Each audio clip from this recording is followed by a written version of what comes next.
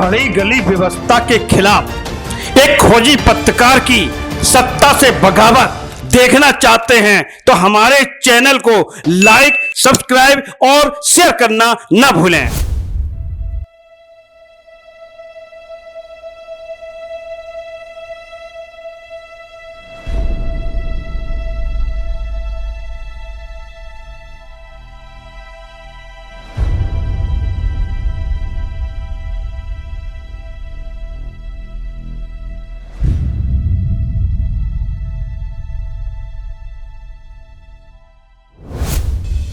नमस्कार, मैं हूँ गार्गी आर्या और आप देख रहे हैं दृष्टांत टीवी। आज दृष्टांत टीवी की इस स्पेशल रिपोर्ट में हम एक ऐसी अमूल्य ऐतिहासिक धरोहर की बदहाली की तस्वीर आपको दिखाने जा रहे हैं जिसका ऐतिहासिक और साहित्यिक दोनों ही क्षेत्रों में गौरवमयी इतिहास रहा है। लेकिन इन सब के होने के बावजूद न जाने क्यों ये लोगों और सरकार दोनों की उदासीनता का लगातार शिकार है। देखिए इस विशेष रिपोर्ट में। जी हाँ, ये वही लखनऊ सिटी स्टेशन के पास वीराने में नहीं बल्कि भीड़ में खड़ी एक बिल्डिंग है। बिल्डिंग ही कहेंगे क्योंकि इसकी गुमनामी की हद तो यहाँ तक पहुँच गई है कि सामने से निकलते वक्त आप और हम ये भी नहीं जानते कि ये हमारी एक अमूल्य ऐतिहासिक विरासत रिफा-ए-आम है। आइए अब इसकी बदहाली के भी दर्शन कराते हैं आपको। रिफा-ए-आम का निर्माण या इसकी मरम्मत दशकों से नहीं हुई है। पूरी तरह से अंदर और बाहर से जर्जर हो चुके इस भवन का हिस्सा जहां अस्पताल बन गया है वही दूसरे को छोड़ दिया गया है। इतना ही नहीं, ये ऐतिहासिक इमारत तो अवैध कब्जेदारों का दंश भी हर प्रकार से झेल रही है।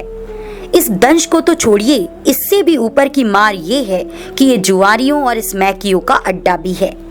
वहीं इसे अन्य लोग अपने मनमाफिक तरीके से इसका उपयोग कर इसकी गरिमा को तार तार कर रहे हैं। इस स्थान का प्रयोग कचरा डंपिंग स्थल के रूप में भी किया जा रहा है।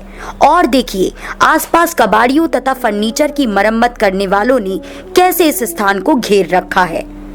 कुल मिलाकर कहा जाए तो इस अनमोल इतिहास का प्रतिबिंब बन चुके इस भवन की ऐसी हालत हो गई है कि इस इमारत का एक चक्कर भी लगाना मुश्किल है। और इन सब का कारण सिर्फ ये है कि कोई भी सरकारी एजेंसी या नगर निगम इसकी देखभाल नहीं करता है।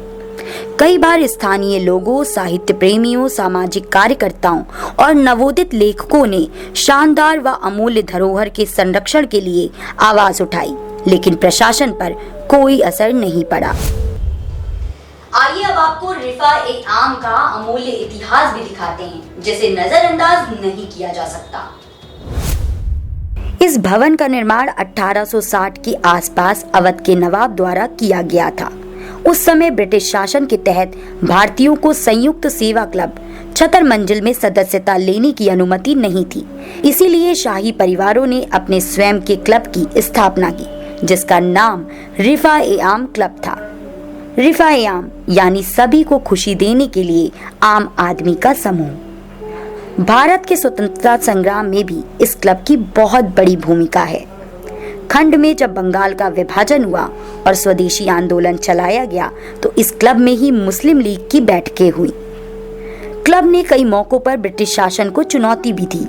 महात्मा गांधी ने 15 अक्टूबर 1920 को हिंदू मुस्लिम एकता पर भाषण देने के लिए भवन का दौरा किया और 26 अप्रैल 1922 को जवाहरलाल नेहरू एवं वल्लभ भाई पटेल ने स्थानीय लोगों को प्रोत्साहित करते हुए क्लब में भाषण दिए।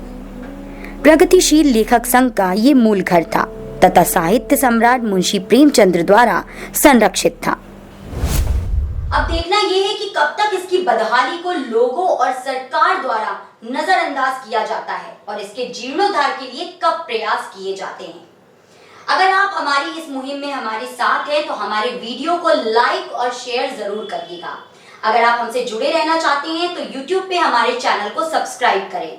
दृष्टांतTV.com पर जाकर के आप हमारे सभी वीडियो को एक साथ देख सकते हैं।